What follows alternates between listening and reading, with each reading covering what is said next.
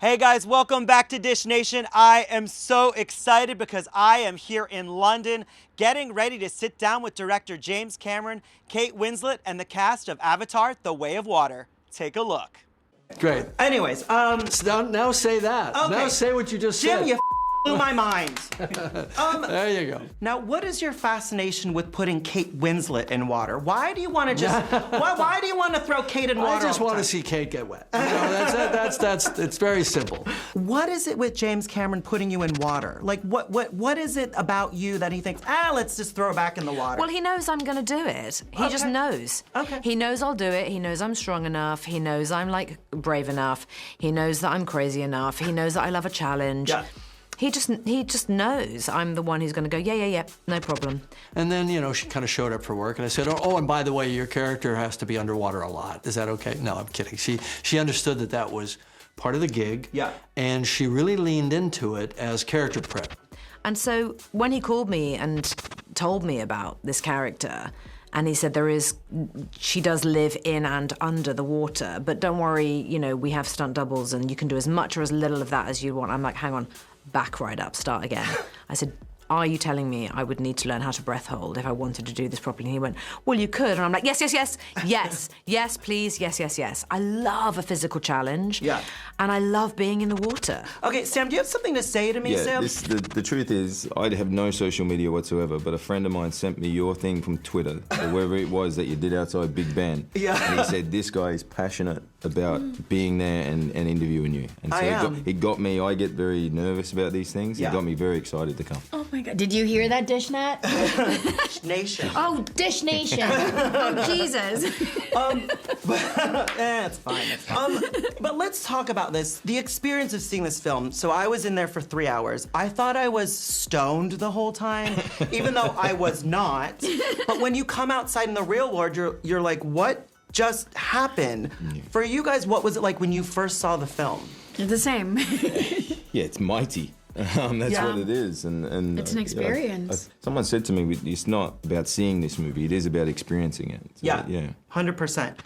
Was the water warm? Was it cold? Did you pee in the water? Everyone peed.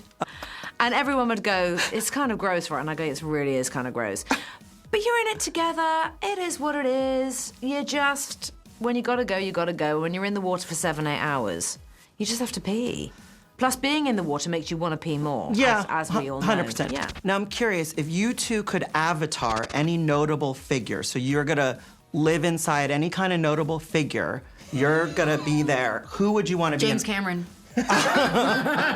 Wouldn't you want to be in that brain and that mind of that man and kind of going, we're gonna do this. He's a lunatic. He's a lunatic. James Cameron, you're a lunatic. If you guys could avatar into any notable person that's living right now, who would you want to avatar into? I think it would be pretty fun to avatar into Jack and just like, embarrass you the whole day. Embarrass me? And try to learn your Scottish. My Your Scottish? Scottish. Which I learned from your dad, so... Yeah, but you have a really good Scottish accent. Right, well, you know, I don't know. All right, so closing us out, sell me Avatar in a Scottish accent. Right, so it's a story about a bunch of Novi people, and they're trying to, you know, fight the humans. Just like Scottish were trying to fight the English, you know, and then they finally win. But they keep coming back and trying to take our land. But they'll never take our freedom. Yeah, because you wouldn't want to sink the ship. Get it? You wouldn't want to sing. That was really bad. I know. Can I just say, next time you're going to have to do better. I know. Now, you held your breath for 7 minutes and 14 seconds. I've read it everywhere. Did you hold that over people's heads? No, I didn't. Okay. And actually, because we were all trying to do these big breath holds, you know, everyone was proud of their own achievements, regardless of how long they were holding their breath for. Yeah. And also, it does really depend on how you're feeling on the day, how much sleep you've had, whether you've, like, gotten your mind right, you've eaten right. There are many, many things at play that make it possible or not for you to really maximize your potential. Yeah. And so I just kind of like, as long as Jim knew that I'd done 7 minutes 14, I was kind of good with that. I didn't need to go telling everybody else, but as long as Jim knew, that was very important to me. Right. And actually, there was a ladder right? So you're all wearing your they're not really wetsuits, but I suppose they are. They're like, they're breath-holding suits. They're free-diving suits. And Yeah. it's slightly different to a wetsuit. Yeah. It's in two pieces. It's pants and a top. And when you pee, which you do, because you're in the water for hours and hours and hours and hours and hours, so what happens is that actually the pee, forgive me for the graphic description, but it kind of gets trapped in your legs. So when you go up the ladder to get out of the tank, of which there was one ladder, I'm telling you, that ladder was not, it was a kind of a funky smelling ladder. And everyone would go, it's kind of gross, right? And I go, it really is kind of gross. Now that you're a Disney darling, are you getting free tickets to Disneyland? Like, what's the deal here? You get free... No, but who do we ring about that? Because that's actually a really good thing. Bob Iger? Okay, let's do it. Okay. Have you got his number? You should get his number. He's not talking to me. Yes, but he will. Can I go together? Yes, let's go. Can we go to some Titanic thing? No. No. No, I don't want to do that. Okay. Let's do as many sort of Mickey Mouse things as we can. I see what you're doing here. It's good corporate tie-in. Okay, good. Thank you so much. Thank you. The movie's so good. I can't wait for you to see your own movie. I'm excited, yeah.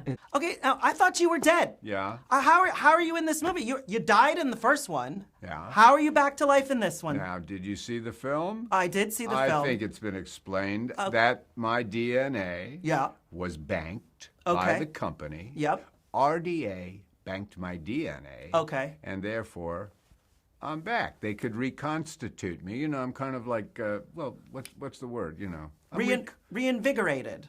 I like that. Reincarnated. Well, I don't know about reincarnated. There's sort of a spiritual aspect to that I'm not, that we're still sort of, that he's very tentative about at best, you know. But it's an interesting point because how is this planet, how is the spirit of planet, how is Awa actually affecting him? You know, is she in the DNA or she or whatever? Is Awa in his DNA? Yeah. You know, and how's that going to play out? Yeah. Now, which begs the question, would you want to bank your own DNA to come back 100 years later? Sure. Okay. I mean, you know, look, I'm curious. Yeah, I wouldn't want to. I don't go for the cryonics. I don't want to get frozen. I think that's kind of disgusting. Yeah. I don't think that works out It well doesn't- yeah. when you thaw out. I Yeah. just don't think that's going to work. Yeah, But banking my DNA and coming back to see what's happening, yeah, it might be depressing, but I'd be curious for sure. Is it good to be bad? I mean, is it good just to play that guy and just be an asshole sometimes? Does it feel kind of good? I really just have to challenge that whole kind of proposition there because, you know, I don't think Quaritch is an asshole, even though actually I think somebody does call him an asshole in this film. You know, that whaling captain, you know, Scoresby, he calls him an asshole, which Quaritch allows that to go by. Right. One time Yeah. because, sure, it's good, you know, it's a pretty common thing to say it's good to be bad, but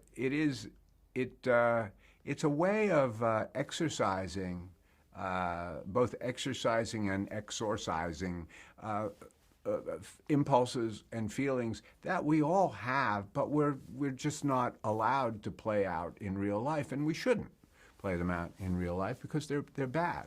But it's kind of liberating in a way to be able to express them in a way that it takes people's breath away because of the story that's being told, but also is in the end not really gonna hurt you. That's true. That's true. Seems to me.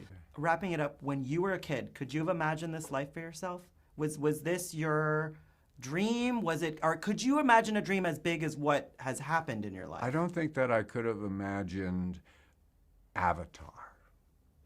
Avatar, but I could imagine, I imagined myself in Sherwood Forest. I imagined myself, you know, on a whaler hunting for Moby Dick. I imagined myself in the trenches of World War I. I mean, as a kid, the reason I'm an actor is because I had all these imaginary scenarios that I wanted to be part of. So it makes sense, but this one was surprising. Awesome. Thank you so much. Thank you, brother. I love the film. I'm so